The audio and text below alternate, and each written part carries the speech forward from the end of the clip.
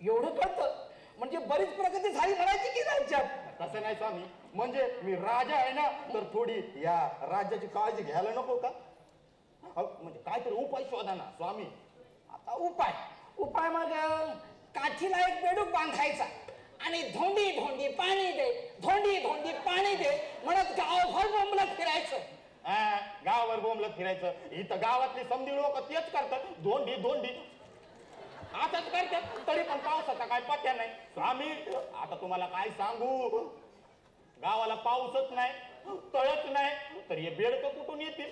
आता मला असं वाटतंय की ते चायनाचा माल आलाय ना सगळीकडं, तर बेडूक पण चायनाच वापरायला लागला. मग पाऊस सुद्धा बघा ना, मेड इन चायना मिळतो का स्वस्तात? नाहीतर सगळं तुम्हाला चायनीज हवं असतं ना. आता तेच करतो, चायनीजच करतो. अहो तुम्हाला माहिती नाही चायनाचे लोक किती डेंजर आहेत. अहो लय मारतात ते लोक. तुम्हाला सांगू का, ती लोक सुद्धा फुकट करत नाहीत. पाऊस काय फुकट पाडते.